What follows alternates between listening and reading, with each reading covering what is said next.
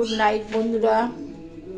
আমি এখন রাত্রের খাবার করছি, কারণ রুটি তো খুব গরম বলে, যদিও গরম একটু কম আছে, তবে রুটিটা গরমে খাওয়া যায় না, আর ভাতটাও বেশি খাওয়া ভালো না। আমি যেটা করে নিয়েছি, সুজিটা ভিজিয়ে রেখেছিলাম।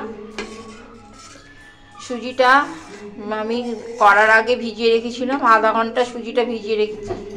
ভিজিয়ে একটুখানি আটা দিয়েছি, বা ওটসও দিতে পারো, আটা দিলেই ভালো হয়।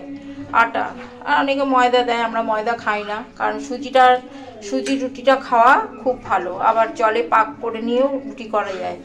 তবে আমি এরকম রুটি করে নিচ্ছি তাওয়াতে, এই যে ননস্টিকের তাওয়াতে এরকমভাবে করে নিচ্ছি। আর সঙ্গে একটু কুমড়ো ভেজে নিয়েছি, আরও আছে ওইদিকে, আমি এটা তোমার কাকুকে খেতে দেবো। আর সঙ্গে একটু মিষ্টি খেতে পছন্দ করে, তাই একটু মধু দিয়েছি। এই যে দেখো, খাঁটি মধু, পুরো খাঁটি মধু। আরও আমি অনেকটা কিনেছি মধু, আমরা খাই মাঝে মাঝে এটা, মিষ্টি যখন খেতে ইচ্ছে করে এটা খাই। সবসময় বেশি মিষ্টি তো খাওয়া ভালো না, ওর জন্য আমরা এটাই খাই।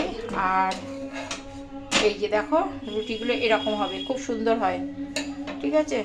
আর তেলও লাগে না, এই যে তুলোই করে দেখো, তুলোটা ভিজিয়ে রেখেছি, একটুখানি এটা মুছে নিয়ে দিয়ে দিলাম, ব্যাস হয়ে গেল। একদম খুব চটজলদি হয়ে যায়, রাত্রে এটা খেতে পারো। আর সুজি খাওয়া ভালো, সুজির এটা খাওয়া ভালো। আর যখন সুজির এটা করবে, এটা ভিজিয়ে নিয়ে তারপরে একটুখানি আটার গুঁড়ি দেবে, এইটুখানি আটা দিলে হবে। 200-র মধ্যে এইটুখানি আটা দিলেই যথেষ্ট। আর একটুখানি নুন, আর কিচ্ছু দিইনি কিন্তু। আর একটু ঘি দিয়েছি আমি, তোমরা ঘি যদি খেতে না চাও দিতে পারো, তেল, সাদা তেল দিতে পারো, সর্ষের তেল দেবে না, গন্ধ হবে।